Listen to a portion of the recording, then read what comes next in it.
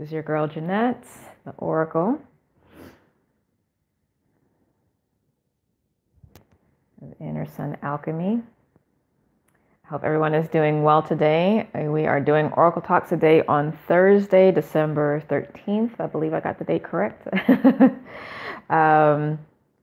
For the past couple months, I've been doing Oracle Talks on Instagram Live on Saturdays, but now that I have figured out how to do lives here on YouTube, we're going to be switching to having them on YouTube because the Oracle Talks can be saved on the longer formats. The lives can be saved, so that's good.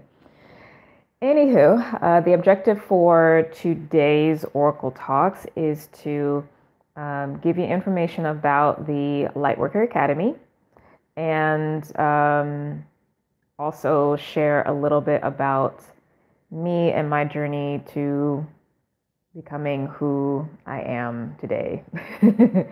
At least a little bit, because it's a long story sharing your history, your past. So I'm going to give just a few more minutes for folks to come in. I have my tea this morning. For the first cup of tea, I'm doing chamomile with lavender, and actually I do want to put a little bit of honey in, so I will be right back. 1 second.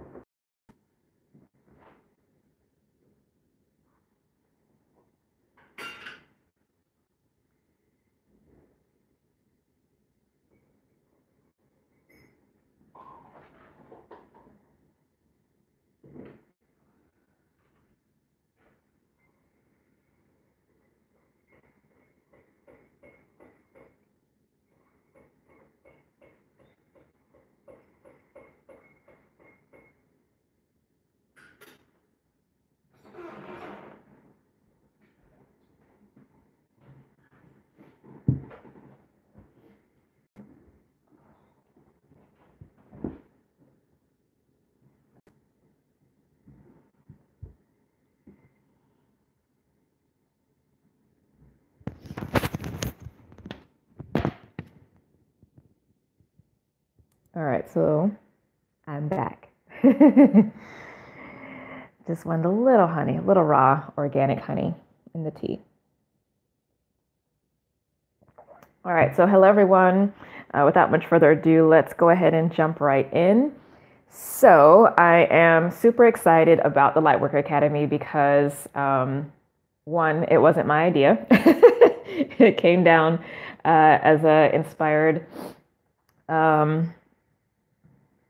directive from Spirit about helping those who have advanced a certain level in their own work, but also, and even more importantly, I think, those who do work to help others, whether they are healers, therapists, counselors, body workers, yoga teachers, and things like that, to kind of level up their understanding and take them to their next level in terms of understanding more esoteric and metaphysical concepts and how to deal with more potent experiences that they may be encountering not only within themselves but within the clients that they work with. As it relates to different abilities coming online, like clairaudience, clairsentience, and all that kind of thing. Being in a situation where your perception of the unseen world really starts to come online and you start having more interactions, whether that's with loved ones, with your spirit guides, guardian angels, etc. For those who have younger children, like the new children coming in are already coming in with a lot of their abilities on, and then the parents are just kind of like, how do I help my child navigate this and stay safe? Those kinds of things. So, the incubator, the container for the Lightworker Academy is really specifically called for those folks. So this isn't really going to be for people who are like brand new to doing spiritual and personal development work. It's definitely geared towards those who have already done their kind of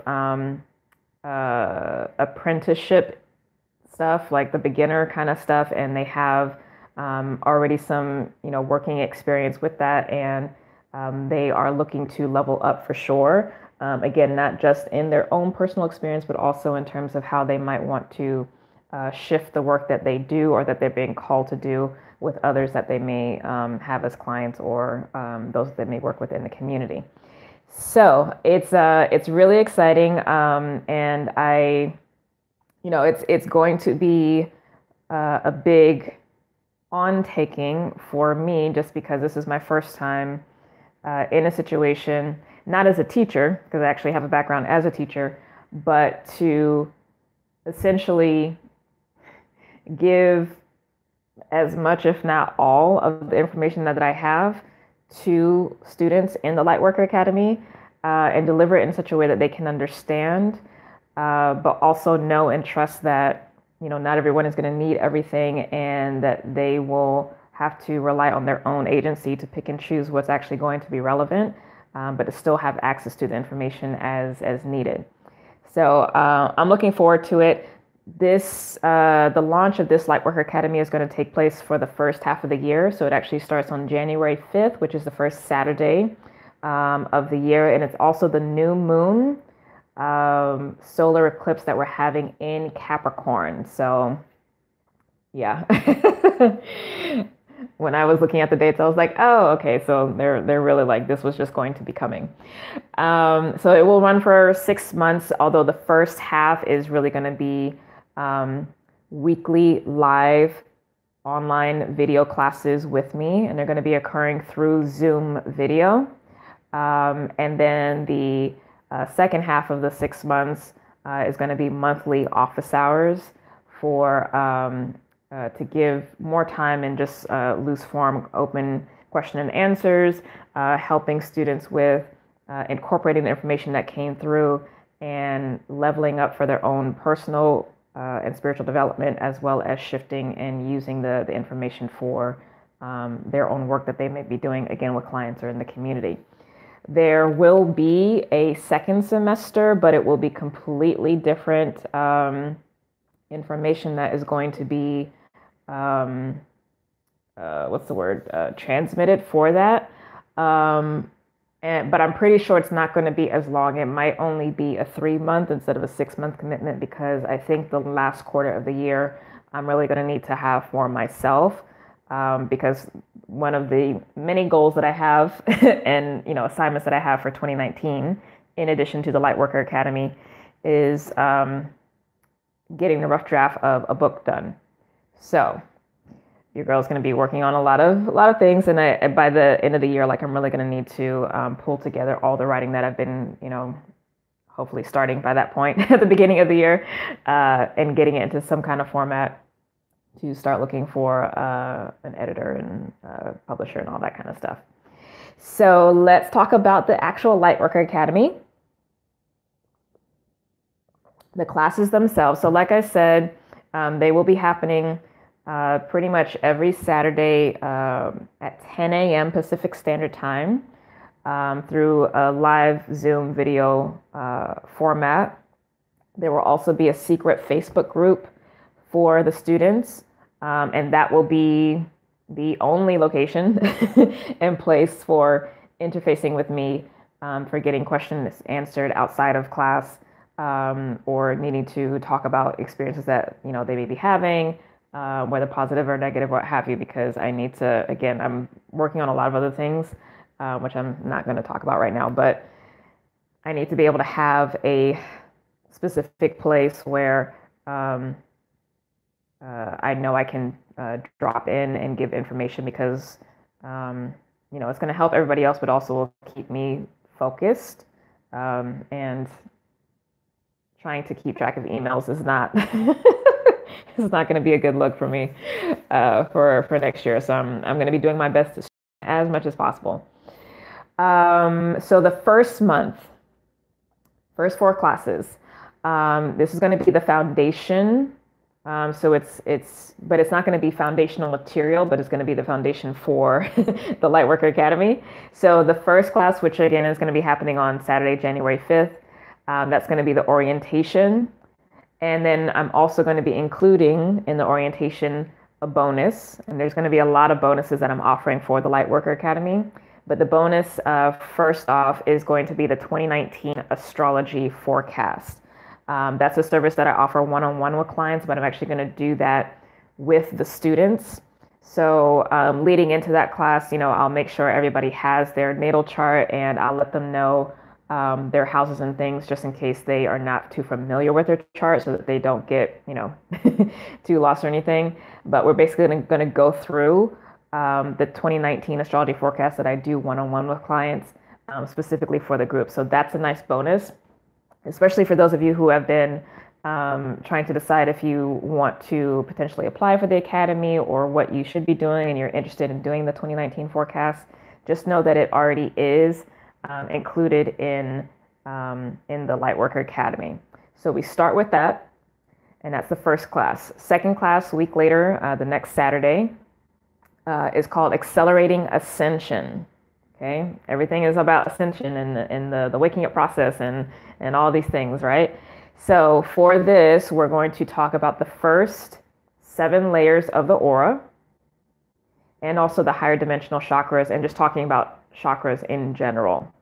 Okay, so now for me, the layers of the aura are not new information. Excuse me, but I find that a lot of people, even those who do energy work, haven't really come across this concept. So that will probably be a truly new introduction for a lot of people, helping them to understand how the different layers work, the purpose that they serve, and how to best heal them, especially as it relates to situations where you're doing cord cutting or entity removal. Okay, so that will be class 2. Class 3 is soul purpose and manifestation cycles. So soul purpose, we're going to be diving a little bit more deeply into the natal chart to decipher what the general soul trajectory is for this particular incarnation for each person. And that's in the Lightworker Academy, and also talk about the different manifestation cycles and how to use different astrological keys or containers for maximizing how to manifest in the physical world. It's a really, really important topic, and it is something that I do go over with clients who work with me for the first time in the full spectrum reading that I do. Okay, so for those of you who are wanting to work with me one-on-one, and you know that the Lightworker Academy is not really the thing for you, then definitely book a full spectrum reading with me, and we talk about we tap into soul cycles and a little bit into manifestation cycles.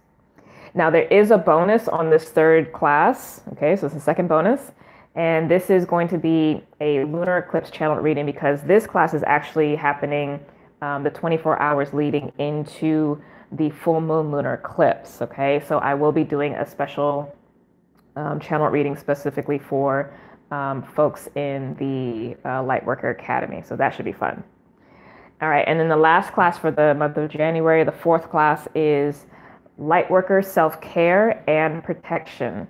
So we'll go through, of course, I know some of the basics in taking care of self, but also some higher dimensional ways of taking care of self, as well as protecting yourself energetically and your space. Okay, and also we'll talk about how to kind of hack yourself energetically to keep yourself in optimal energetic flow, as well as hacking, so to speak, your physical space, so that again, energetically, it is tuned in such a way that it helps support the work that you're doing. So that's the first month, and that's the first 4 classes. Now, second month, and this is the next 4 classes, this is going to be in February. We're going to start off that month with the class that's called the Archangelic Realm, excuse me. So we'll be talking about the archangels, all the ones that I know and have privy to, which are a lot, because I do actually work with a lot of them, and what they are associated with, how they can help you with doing higher level work, elements they're associated with, crystals they're associated with, maybe incense and fragrance, like just everything that you would really want to know and work with. And then depending on, how the vibe is with the group of students that are a part of it, we may actually do some quick channeled messages with some of the main ones that I know that most people tend to work with just to give additional guidance. So, we'll see how that plays. Second class of month 2 is called The Planets, Genetic Keys to the God Families. The planets and genetic keys to the God's families. So we will be talking about the energies of the planets themselves. Also, we'll associate and draw back in the archangelic correlations as well too, because some of them are guardian angels for some of the planets. And we will also talk about, as I said in the title, genetic keys. So genetic keys meaning what is your DNA connection to a particular culture or peoples, and what group of gods and goddesses are associated with that group of people as well too, or the region. So, for those of you who have mixed heritage, you will find that you will have a natural affinity and access to working with different gods and goddesses, again, based on your epigenetic inheritance, so to speak. But that also will speak to what I would consider appropriate and inappropriate communication across families. And that will be its own that'll be its own little thing we'll talk about in that class. Third class for that month is the 12 rays and sacred geometry. And again, we will also do appropriate correlations with the archangelic realm, possibly also the planets, possibly also, the chakras, we'll talk about it. But also specifically how to use these rays in terms of healing work, not only for self, but also on clients that you may be working with, in addition to the sacred geometry aspect. It's because that's going to be necessary for class 4 of month 2, and that is battling dark forces. So this is a class where we're going to be talking about cords, karmic cycles in the ancestral. We'll talk about that in the next month, but definitely cords but primarily entity attachments. So lower level attachments all the way up as far as I've gone so far, because I'm only, again, going to be speaking about what I have actually done work with. So that's going to be a really good class. All right, so part 3, or month 3, I should say, which is called part 3 on the class, is going to be related to your soul sovereignty. So not your human sovereignty, but like what your soul function is, really diving into that and unlocking that. So that first class, we will be talking about the releasing karmic soul contracts and activating DNA. So with the releasing karmic soul contracts, this is really going to be, again, reinforcing the ability to release cords and attachments with others, whether it's, exes or family members that are toxic, as well as releasing from ancestral contracts, whether on the maternal side of the family or the paternal side. We'll be getting into that stuff, as well as how to do work with activating higher dimensional aspects of your DNA, and what that feels like, and how to process through that, because it's a really subtle but high frequency way of working, and you definitely want to make sure that after the work that you've been doing, you are ready for that kind of activation, basically. Second class of the third month is higher dimensions, star races, and galactic timelines. Okay, so the higher dimensions, we're going to be talking about basically like the 4th dimension, 5th dimension, 6th dimension, all the way up. Okay, so that's what that means. Star races being like Pleiadians, Lyrans, Arcturians, that kind of stuff. Galactic timelines is going to be more about like some of the, and I'll just say, theories around the ancient history of the planet, ancient history of the solar system, ancient galactic battles and other star systems, et cetera, et cetera. So that will be, I'm going to call that one lovingly the Star Trek class. All right, third class in month 3 is your spirit team. So this is where, for each student in the class, I'm going to be delineating even more specifically the key spirit team members based off of how I read the natal chart, okay? Because I'm a very heavy astrologically based person. I read it in a very esoteric and metaphysical way. So a lot of stuff I do pull from there, in addition, of course, to who may come through on a personal level. But when it comes to soul team, I look at the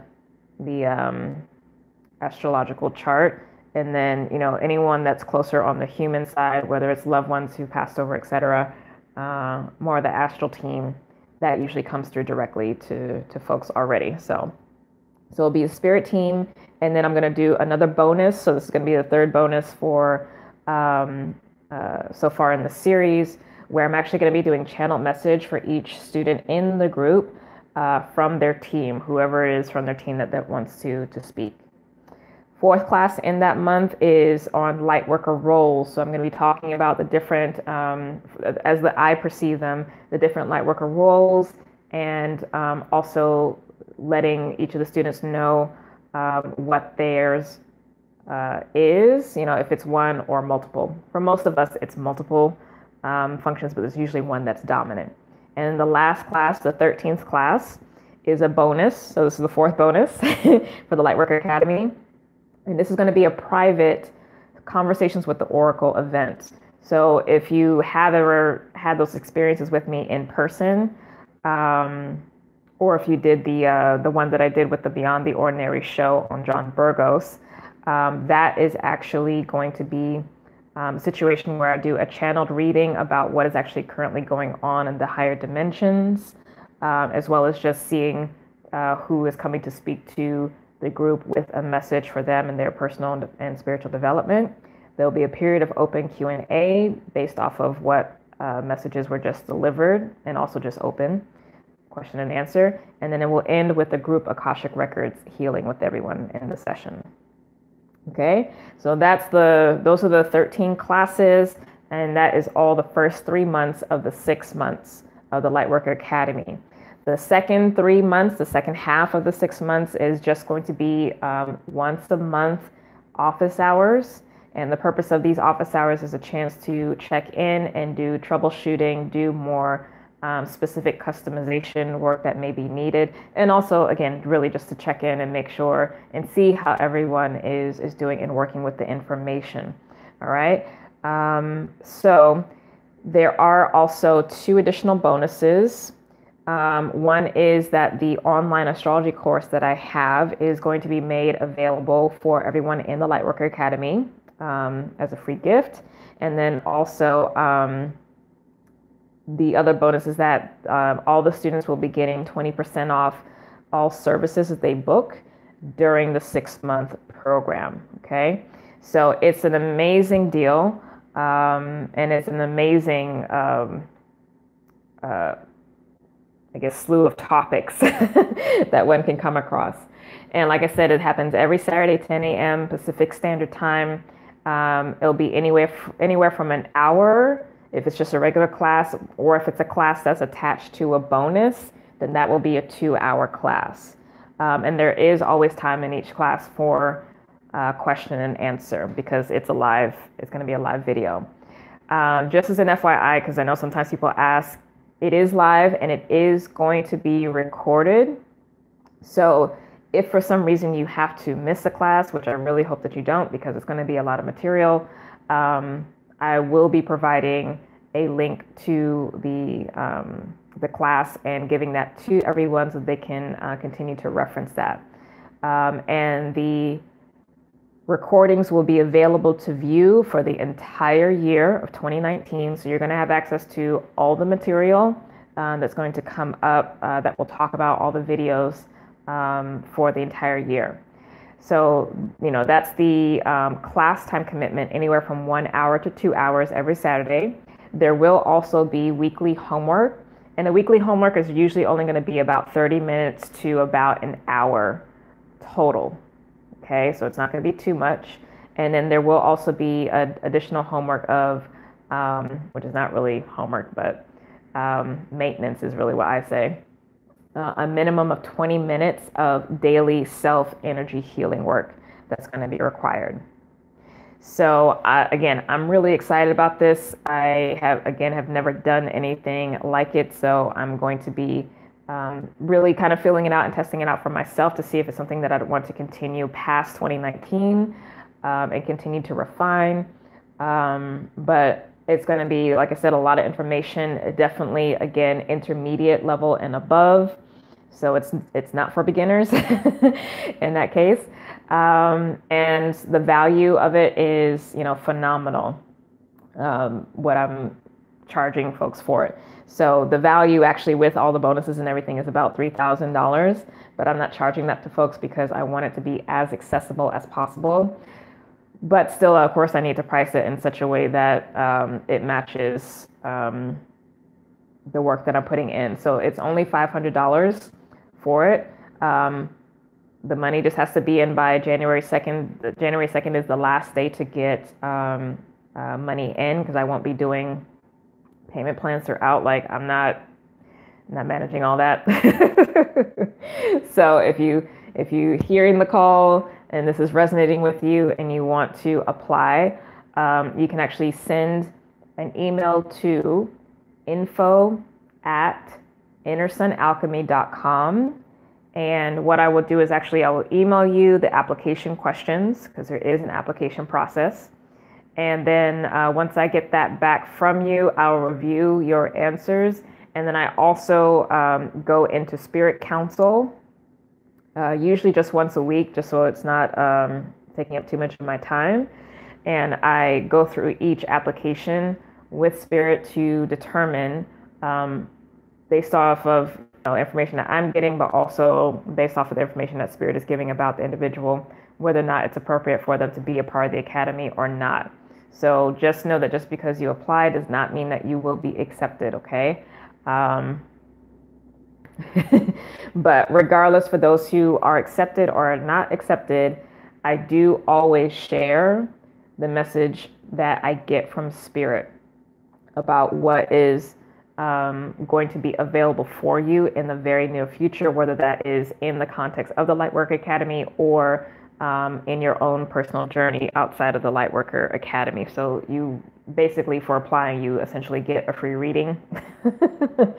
And then so you would have, like I said, January 2nd is the cutoff date for applying and also paying. But I would say, please don't wait until the 2nd to ask to apply.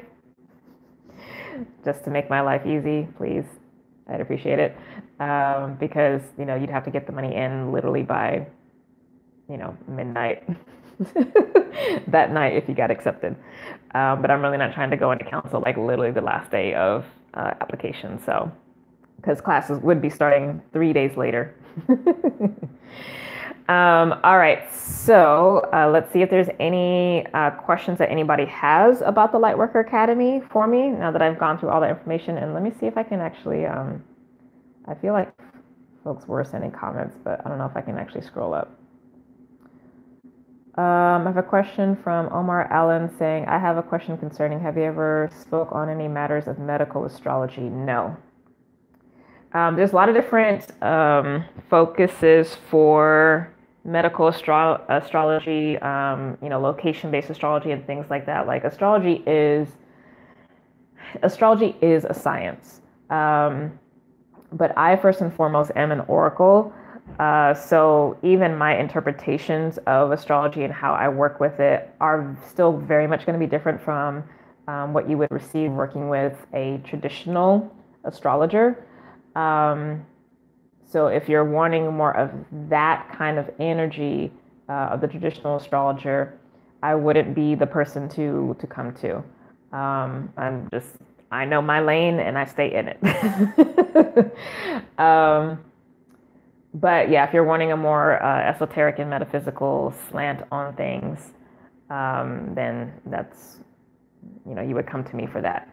I will say though, in terms of like just like the physical body, if there are things that's kind of coming up, then usually it's going to be happening with the sixth house, because that's work and health. But that, to me, that's more like the physical health. And then if there's like issues going on with the aura body, the energy body, normally I usually go to the cards to check the different levels of the aura and the chakras. But if you have some tough transits happening in the first house, which for me is the house related to your spirit, and also possibly the fourth house, which can talk about the astral body. But most of the time when people are, talking about health stuff, it's usually with the body. And that usually is something, they're usually having some kind of tough Neptune aspect, Saturn, or actually, no, it's probably more so Saturn. If they have Saturn going through the sixth house, that's usually a tough transit for folks. Or it can be, it's not necessarily, but it will, if there's been something long standing for people, that they either haven't been aware of or they haven't been wanting to deal with, when Saturn goes through the sixth house, it can really bring it up. Also, things might come up as well too if the north node or south node goes through that house. It just would, would reveal. So hopefully that helps. Yes. Thank you. But yeah, that won't be in there. Now, this is just for the first semester of Lightworker Academy, so the first half of the year. Who knows what the instruction is going to be from Spirit for semester 2. Yeah, we'll see. We shall see. Any other questions about Lightworker Academy? Any other questions? It's going to be fun. I'm looking forward to it. Like, I know I keep saying like, oh my God, it's going to be a lot, but actually it's not, because it's going to be, I think I'll be able to play more big sister role than anything else. So.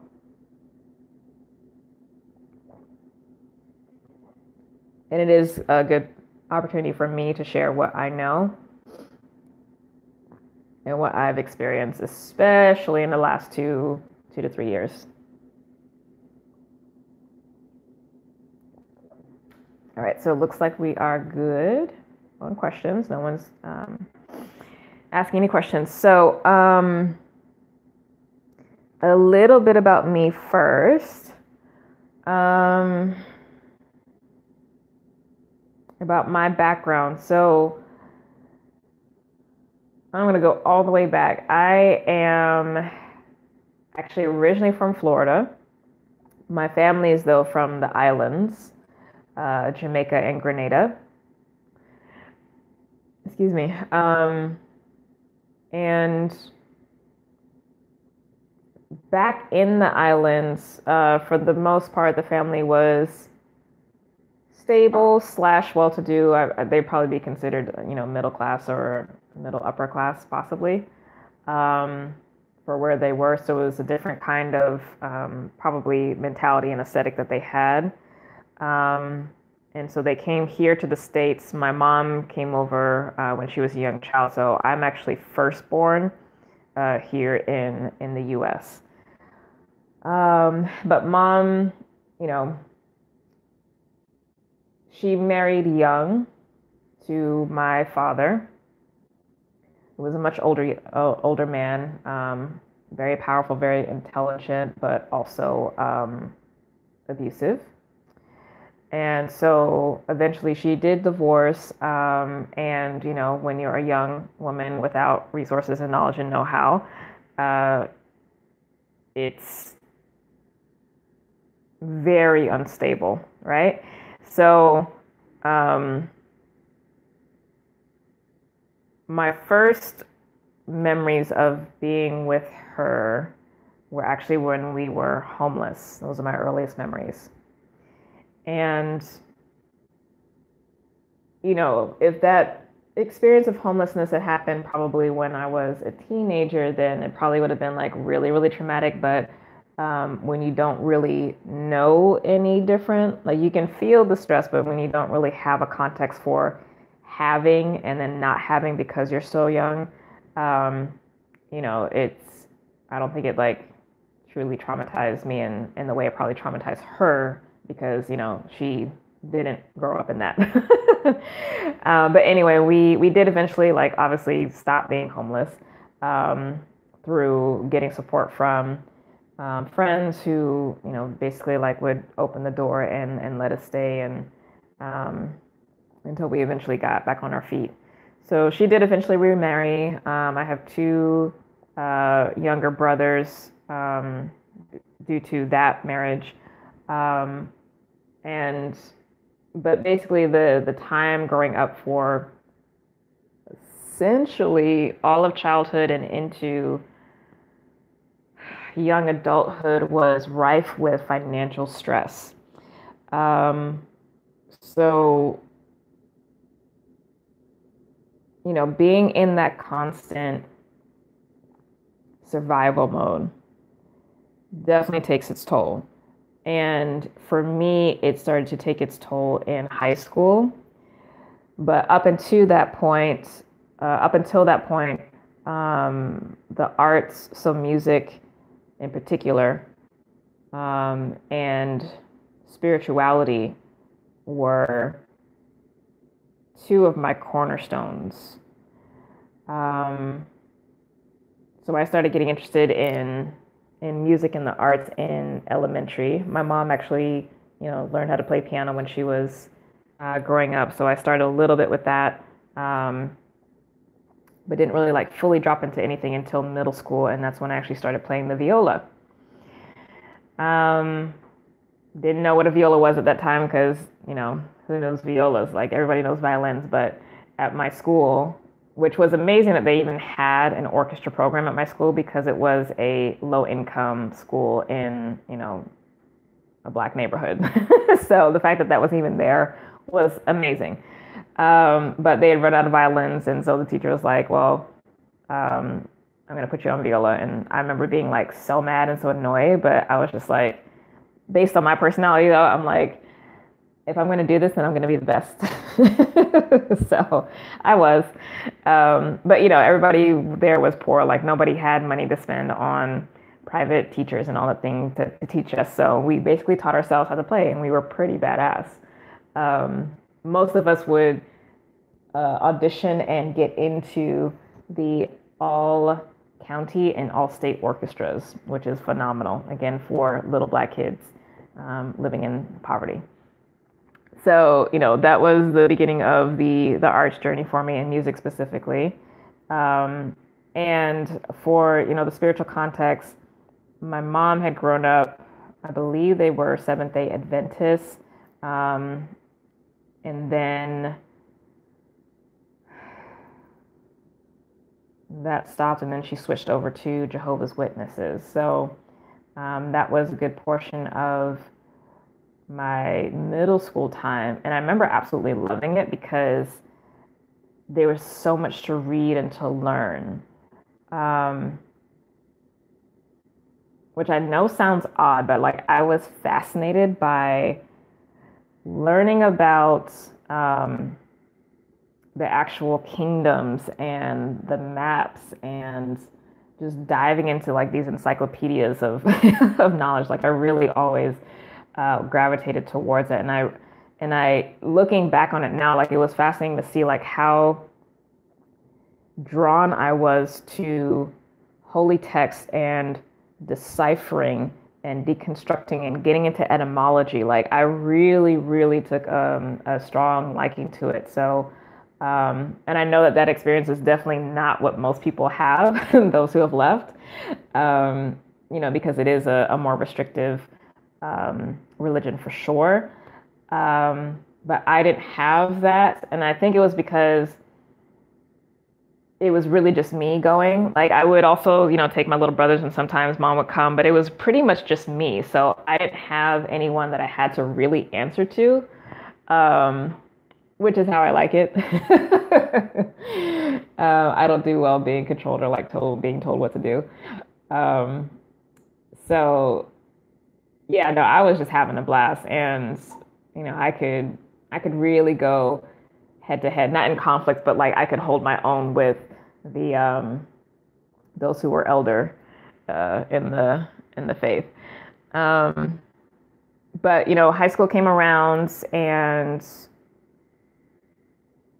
my mom actually chose to move us to a different part of town so that I could actually stay in orchestra, which was an amazing sacrifice on her part. And that's when the shift really started to happen for me, because it was such um, a market difference from what I had been exposed to, i.e., being around people who were in the same socioeconomic class as well as predominantly the same race as me, or just people of color. Because growing up in Florida, poor as a person of color, you're surrounded by Black folk as well as folks from the islands, both Black people and Latinos and Latinas. And a splattering of whites. So went from that context for my formative years into a context where it was one of the top schools in the state, because it was a visual performing arts school, but it was also, one of the most expensive schools. It was a predominantly white school, predominantly upper middle class and higher. Kids were driving to school in Mercedes and things like that, and it was predominantly white. And it was a big school. So, first year, ninth grade was okay because they actually had a specific ninth grade campus. So I was able to still kind of hold on, but it was a bit of a shock. And then, yeah, from 10th grade on, it was downhill from there. Because I didn't realize, and now I know looking back, how isolating it was, because it was, again, so different. And I didn't really have the chance or the opportunity to develop relationships with those who were more like me, because my classes weren't with, the people of color that were there at the time, because I was always in the honors classes or the AP classes. So again, predominantly white and also predominantly male. So too, so I was barely around female students. So it was really, really hard. Really, really hard for me. And I think teachers started noticing, it was either 10th or 11th. I think it might have actually been 11th grade when teachers actually would ask me if I was okay. And so, because at that point, like, the depression had settled in, because, it's the stress of being in school, but also the normal family stress of not being stable, not having enough money, all those kinds of things, just those kinds of stress. So yeah, that has basically started to come in. But I did have at least enough wherewithal and enough support externally, particularly from counselors at the school, to apply for college and to make the choice to go to college out of state and be away from family. And mom was supportive as well too. But that was a really key choice point that I had to choose a different experience than what I was going to do, which was stay local, do the community college thing, work to be able to help out the family, and basically like just stay stuck in the same loop. And I believe my school counselor at the time had said, the guidance counselor, she was like, the best gift that you can actually give to your family is to go out and have the new experience, go and, be free, and then be able to come back. Like, that is actually the best thing that you can do. That's the best gift that you can have. So with her, and then again, support from mom, of course, I made the choice to go to school out of state. And again, went to one of the top schools in the country, because, yeah, girl. And then, that was amazing the first year. And then the next leg of the journey happened. But in terms of the first leg of the journey in the formative years, like that in a really quick nutshell, is what kind of gave rise to me. So growing up poor, Black, female, limited resources, but with a deep affinity and desire for the arts, because through middle school and through high school I was still in orchestra, and that became a lifeline literally for me. Like that was my place to escape and to experience God. And just my education, I did and always do still love learning, which is why I continue to grow and continue to excel, because I'm very much sit in a childlike space. Like I'm always wanting to learn. So that remained the same. But not having my own dad around was hard for me, because I did need that. I didn't need to be controlled, because again, very independent young woman, but there was no masculine protection. And then, when you grow up poor and female and Black, there is sexual abuse and violence that you have to experience. I'm no different. So there's that aspect as well, too. But in all of it, these amazing experiences through music and through relationship with the divine was always there, which speaks to the soul, right? Not the personality, not the human, but the soul, and the soul's relationship with the presence of God. And one of my early memories with that essence, if you will, was actually in middle school. And I talk about this in my interview with Athena Starseed. It's on YouTube. It's on my on the About page on my website. If you scroll down, there'll be a link for the YouTube there, that video. But I talk about it there, where I remember being outside at recess. And yes, we still had recess. And just being out in the trees, and I was running around, and I started to look and be really drawn and attracted to the beauty and the majesty and the stillness. And then all of a sudden, like, everything just kind of like didn't really fully like stop, but I like went away. And beingness, essentially, because it's the only way, like,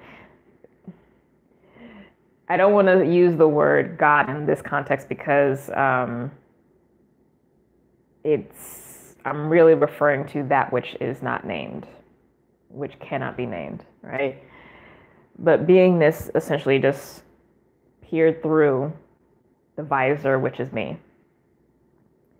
And there wasn't a thing of communication. There wasn't a download. There wasn't like all these flashing lights and the colors and like choirs of angels singing, like nothing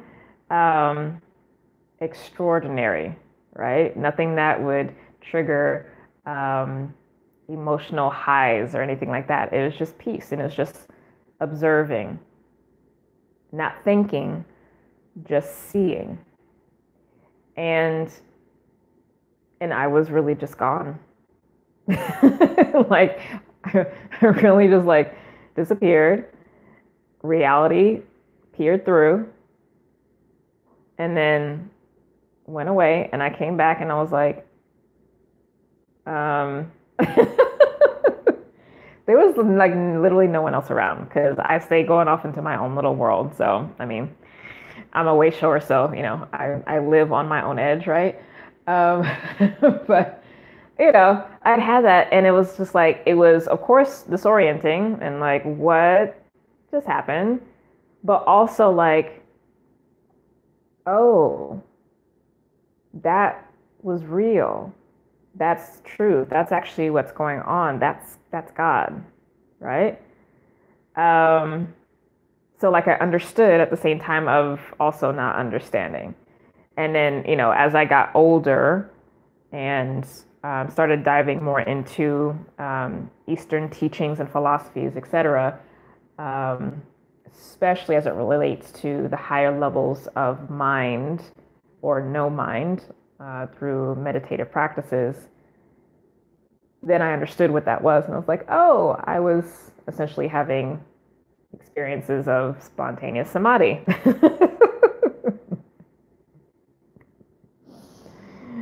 This little poor black girl, right? That's pretty freaking awesome because that's there for everybody. But the thing that's like freaky about it is you don't make it happen, right? It's just, you just sit at the edge, expectant, not pushing, but not running away. And then when reality decides it's going to touch you, then you get to have that experience. And there's only really been a few instances in my life where I've had that just touch from reality, because if it's more than a touch, really we would just go away, because we would merge truly into the all and we would not want to come back. So, I mean, flat out, because it's home. It's the truth. It's reality. It's that which cannot be destroyed.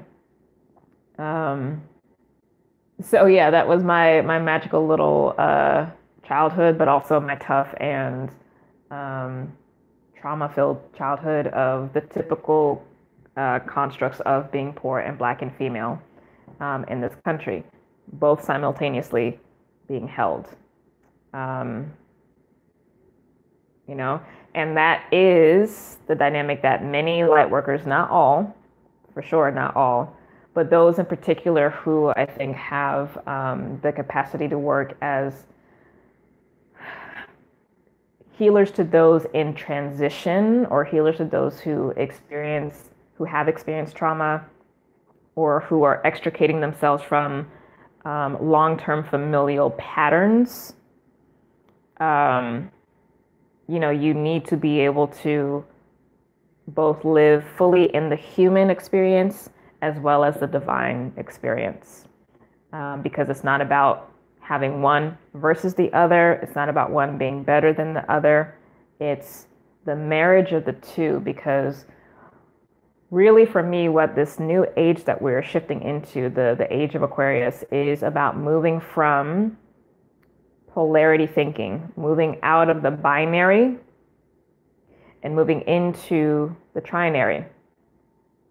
And you can only have the trinary with the two, right? But the two have to be kept in balance, because what you are basically creating is the infinity circle, the infinity symbol, and or the Vesica Pisces symbol, if you guys see that. Because you want to find that 0 point in the middle when the new thing, the third thing, can be created. But it can't be created in isolation. Everything is always done and is created in tandem with other. The individual is collective. The collective is individual. Which is why, for me, especially because I'm so steeped in spiritual connection with God, to change the world, transform the world, transmute the world, you have to start with the individual.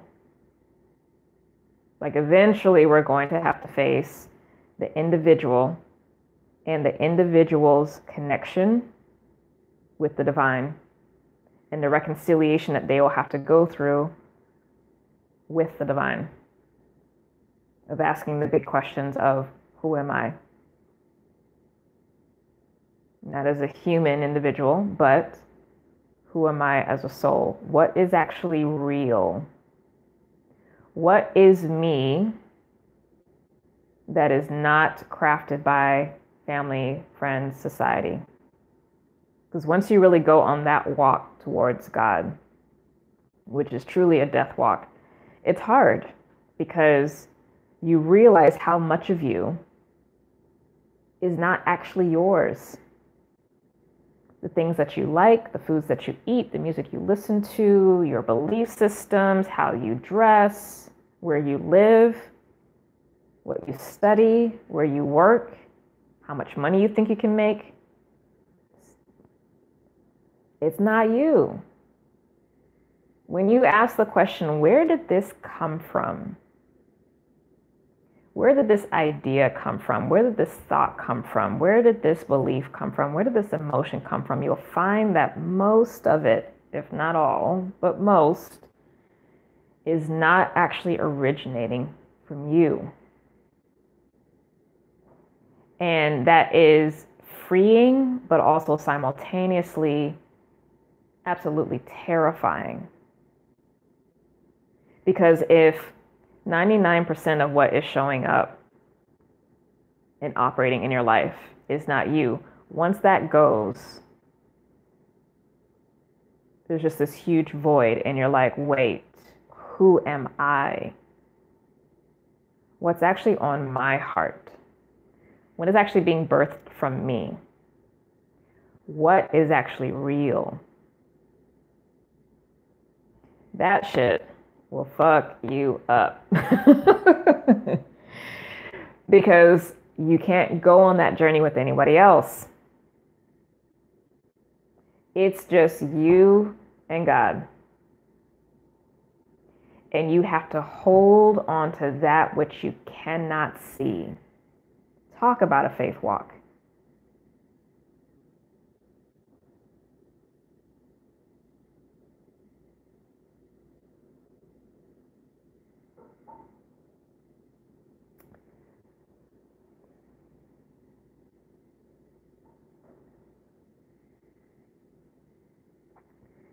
But when you,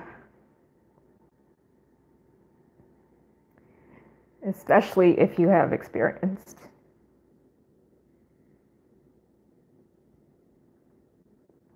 trauma or hardship,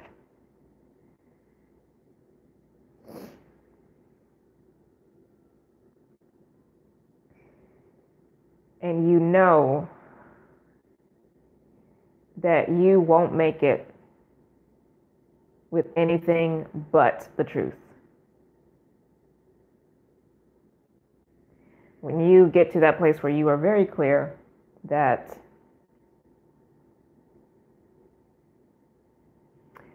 you want truth, you want reality, or nothing.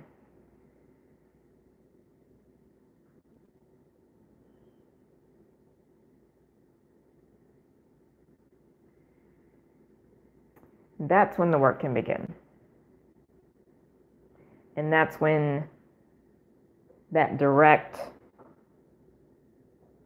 essential, and necessary relationship, conscious, direct, and necessary relationship with God, with the presence of the divine, with the no-thingness, with the all that is, with the great beyond, with the great void, with the great black, with the great womb, whatever you want to call it. That's when it begins. And that's when life gets really still.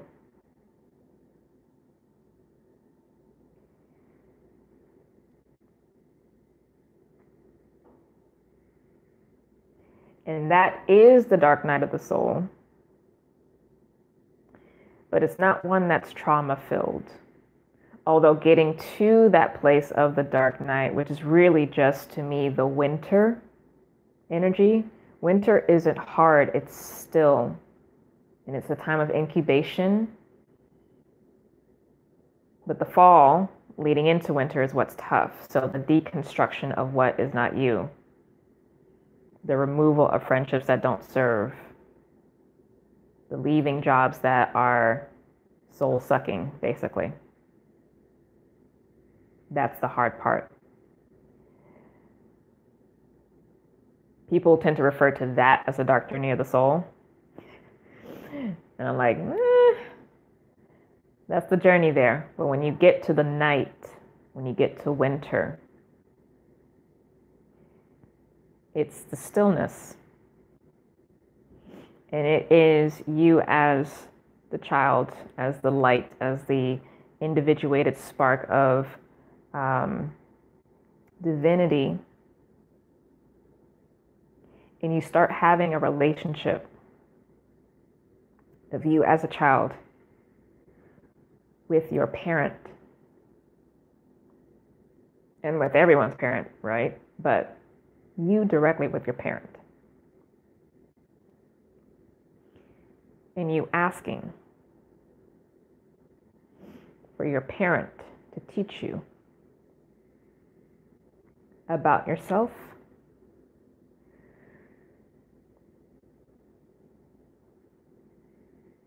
and about the true nature of what it is, how it is to be, how it creates, how it manifests.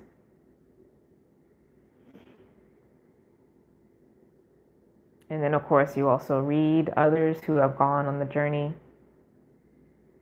but those who really have gone on the journey, right? Who are really talking about this space that I'm speaking on.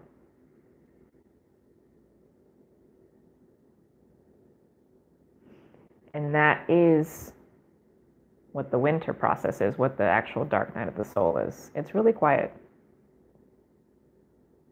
It also will feel really isolating because, again, no one else is going through that with you.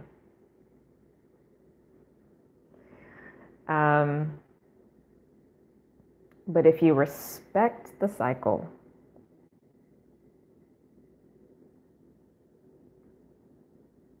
once the parent is done teaching,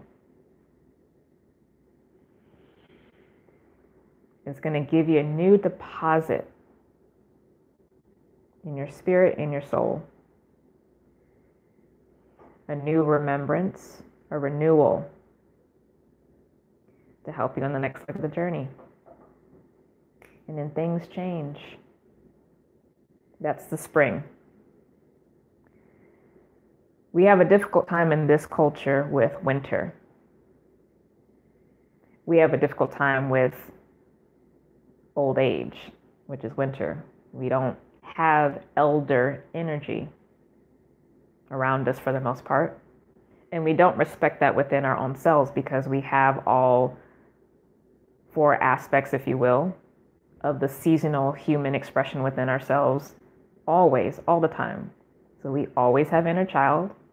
We always have the young adult who's going to be, the mother or the father.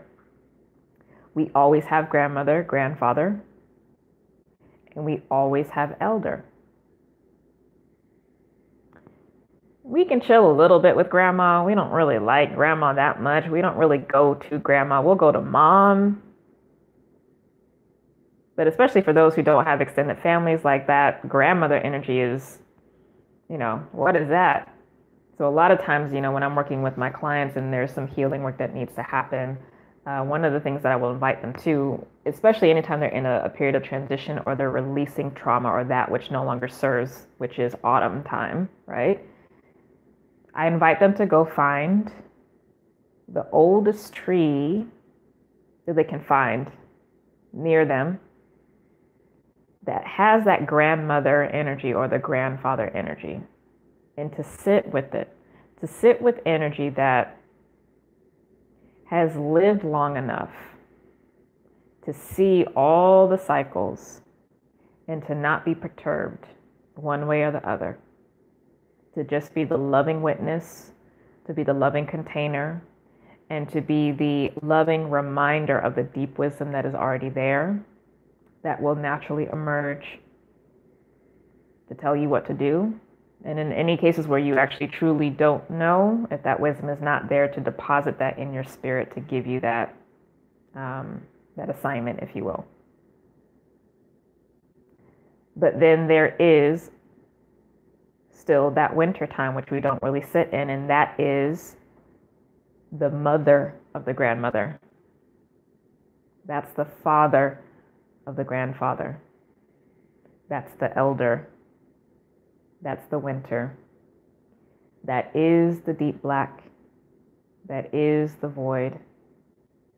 That is the great womb,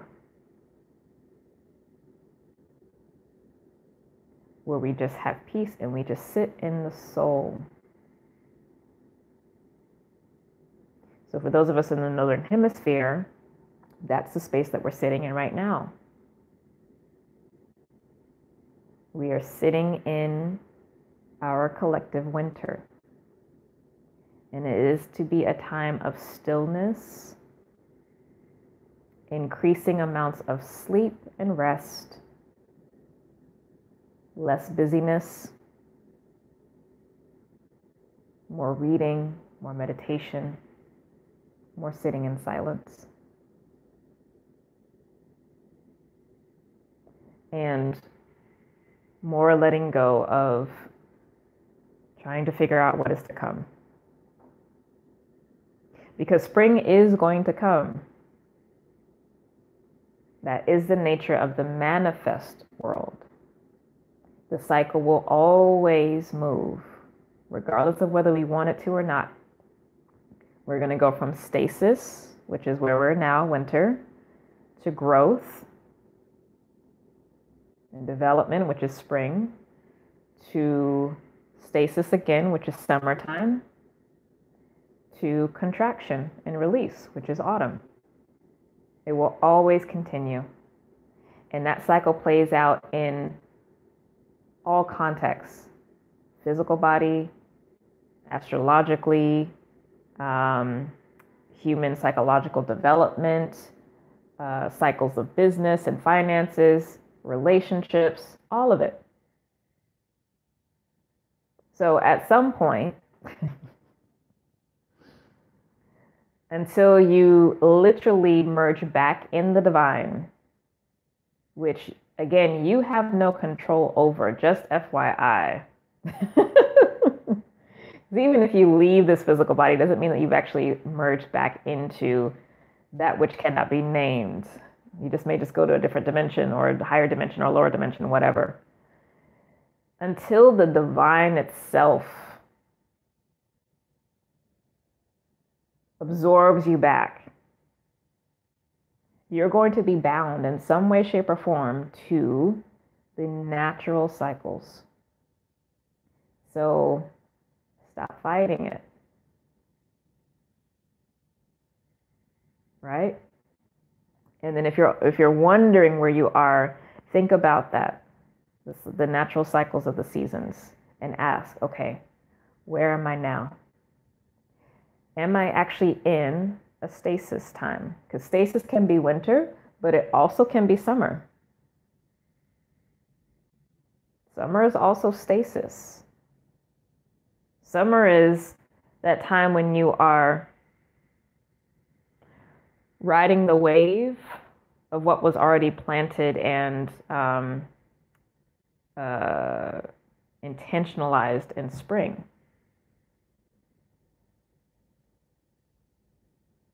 But it's still stasis.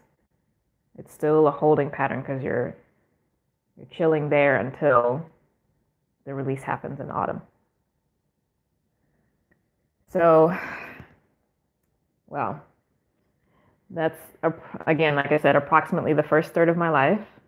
Next time, hopefully I remember, I'll get into the second third of life, which is the college days and the reawakening experience. And then the development through my mid to late 20s, through probably the early 30s, because this last portion of life, especially the last couple years, there's just been so much of that's probably going to have to be like part 3. So let me actually go back and scroll, because I think there were a bunch of comments that came through. So last name Will. So yes, honey, I feel you. Thank you. Nothing compares to source awareness. It really doesn't, because that's what reality is. That's actually what feeds the soul, truly. Love it. Thank you. Yes, I have experienced majority of what you revealed, which allowed me to come into my spiritual journey and enlightenment. Yeah, that's beautiful, Omar. Thank you for sharing. Dark night of the soul. Yep. I feel like you're in winter now. That's a beautiful place to be, because Listen, the deposits that will come through when you're going through dark night of the soul, the inspiration, the recalibration. And the thing is, like, because folks don't like to sit in the stillness, because we're so addicted to activity, we're so addicted to spring. We're actually addicted also to autumn, because we can be addicted to things falling apart, right? But if you really let yourself fully get into the stillness for however long it needs to be, which I know can be uncomfortable, trust me, because I predominantly have cardinal signs in my chart, so, and I have Mars conjunct my ascendant, so it's hard for me. But if you do truly allow yourself to lean in, the flood that comes, it's amazing. Like, it's just like a rocket goes off, and the fuel and the inspiration, like, it's amazing. So hang in there. That is so true. What may be considered as not regular or normal, it's truly an experience that can't be fully explained to people in its fullness. Yeah. We still try, though, because we still have to try our best to point the way for others. So yeah. And for those of you who are wanting a place to start, if you go to my website on the page that says free tools, I list a good portion of the books that I read. I know that there's like so much more, but those are the really key ones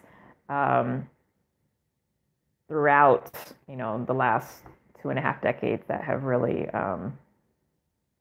had a profound effect on me. So I invite you to read those. All right, so we actually went a little bit over our hour for Oracle Talks, so hopefully this wasn't too long for you guys. Thank you so much for joining.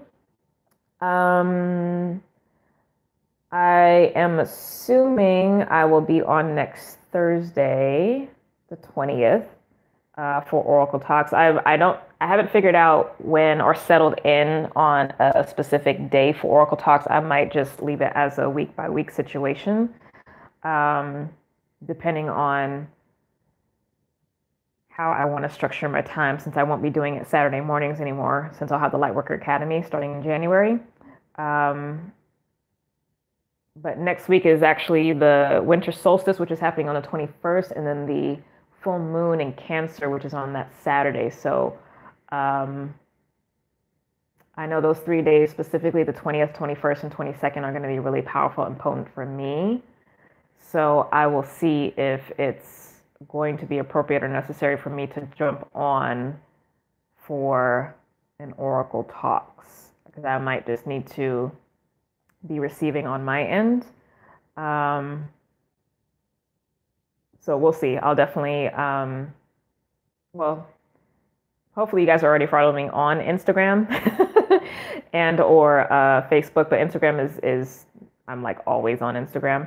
So I usually will jump on IG stories or IG live to just give a heads up about when the next Oracle Talks is going to be, so folks can make their way over. So go follow me, Anderson Alchemy, on Instagram, and also on Facebook, Anderson Alchemy Facebook page. But yeah, definitely Instagram to get a heads up for when I'm going to go. If you don't like using other social media platforms, I totally get it and understand. Make sure you subscribe to the channel and click the little bell that you'll see like next to a video or possibly next to the channel, and that will actually give you a ping, a notification when sorry, phone was like tipping over. I hope it wasn't like tipped over for a good portion. But it'll give you a ping when I go on live, okay? And I will still do lives on Instagram, but in terms of like the formal Oracle Talks, those I will keep here because they'll be saved. But yeah, you should definitely follow me on Instagram anyway, because sometimes I do just jump on just to check in with folks and to just like do a quick reading or something.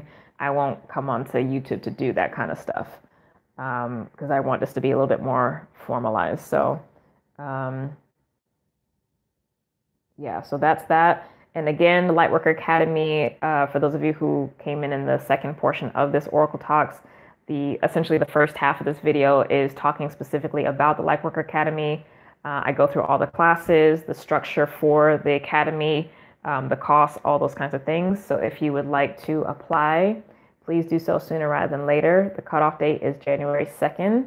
And yeah, that's it. I love you all. Be blessed. Be blessed. And yeah, reach out, especially if you want to do a session with me. I recommend, if you're new to me, doing the full spectrum reading. But yeah, do you. All right, guys, love you so much, and I'll see you soon.